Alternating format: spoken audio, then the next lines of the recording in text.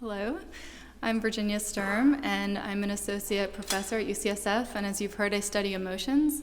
And for the past few years, I've had the privilege of collaborating with the Dyslexia Center at UCSF, and I'm going to tell you about a study that we've done in which we found evidence for strengths in emotion and social skills in children with dyslexia.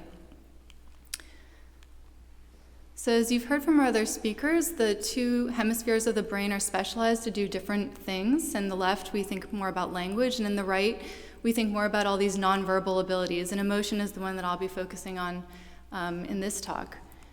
And we've heard that in dyslexia, there can be a different organization of the brain in the left. And so in this very first study that we conducted on children with dyslexia, we asked a very simple question, which was whether emotions might be enhanced in kids with dyslexia because they have these differences in how their brain is organized on the left.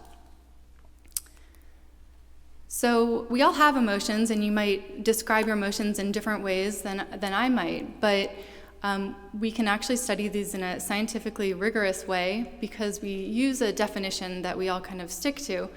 And the one I'll offer you tonight is that emotions are these brief events that we have and we experience, and they affect multiple systems in the body. So when you have an emotion, they have both psychological components and they have physiological components. So psychologically, when you feel an emotion, certain memories might come to mind. You might want to say certain things that you weren't thinking of the moment before the emotion unfolded. And physiologically, lots of different things happen throughout the body. So the autonomic nervous system is engaged, and your heart rate might speed up, your breathing might get faster, your hands might start to sweat, and also your facial expression moves in very specific ways. So when you feel sad, your eyebrows move in a specific way, moving up and in, and your mouth corners turn down, for example. And we have these different emotions because they evolved to serve important functions in our lives, and each one we think is important for a different reason, either to keep us safe from physical harm or also to help us to maintain social relationships. And so, as you've heard, the right hemisphere is really critical for producing emotions. And so there's two structures in the brain that we think a lot about. One is the ventral anterior insula, here shown in blue, and the anterior cingulate cortex, here shown in yellow. And these two structures are very tightly connected, and in the right hemisphere, they form these anchors of this network that we think produces emotions. So the cingulate is important for triggering these changes throughout the body. It changes the facial expression and changes your heart rate and your sweating on your hands, things like that. And then there's a loop in this system also that helps the brain to then monitor the internal changes in the body. So the brain is not only sending changes down to the body, but also constantly monitoring these changes that are going on. And that's important because it helps us to know how we're feeling, and these internal feeling states help us to make good decisions and also to guide our behavior. So emotions are constantly influencing our behavior even when we might not be realizing it, kind of pushing and pulling us around the environment in different ways. And so we can study this system in humans and see how well it's functioning in different ways. We can look at the brain with an MRI scan, and we can measure different aspects of this system. But we also can measure behavior and emotions in a controlled environment, which is what we do in our laboratory at UCSF. So it looks something like this. And we bring participants of all different ages into the lab, and we ask them to do a variety of tasks. And our goal is always to try to make them feel different kinds of emotions. So we hook them up with lots of sensors.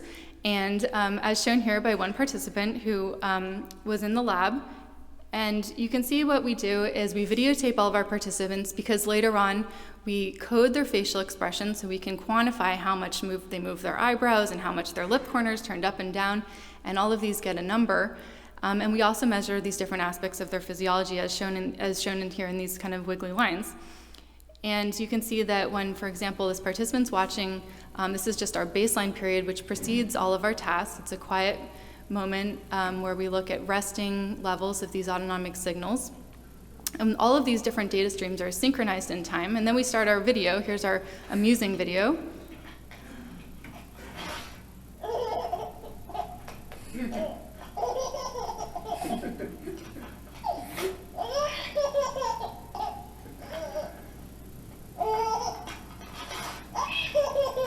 So it goes on and on and on, and eventually people do laugh. but we can quantify, what her heart is doing when she starts smiling, and we can look at different aspects of her reaction and see if she has a large reaction or kind of a smaller reaction. There's lots of different variation across people and how they respond to these kinds of tasks. So what we did in this first studies was we brought kids in about between the ages of 7 and 12, and we showed them a variety of different movies. Some elicited negative emotions, some elicited positive emotions, and we looked at how much their breathing got faster and how much their hands started sweating, their heart rate increased, and also how expressive they were in their face while they watched these different movies. And consistent with our hypothesis, we found that the children with dyslexia were more expressive on their face while they were watching these different videos than the children without dyslexia. The kids with dyslexia were also more responsive in their autonomic activity, so they had much more sweating on their hands, and they also breathed much more quickly while they were watching these videos than the kids without dyslexia. So I'll show you two examples. First I'll show you a child without dyslexia watching, and I apologize in advance, this is our disgusting video. So it's someone cleaning earwax out of their ear, and so if you don't want to see that part, just avert your eyes from the top right corner. But you can see it, this is his reaction. This is a child without dyslexia.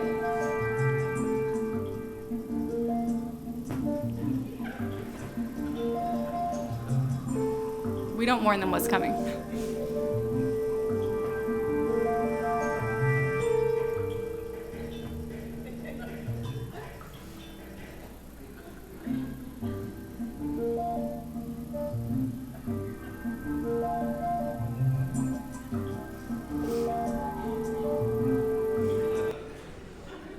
So he finally kind of cracks at the end there.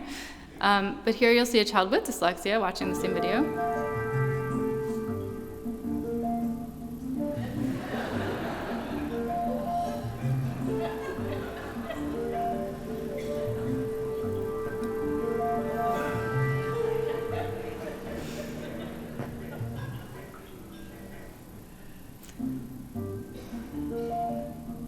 I think you get the point.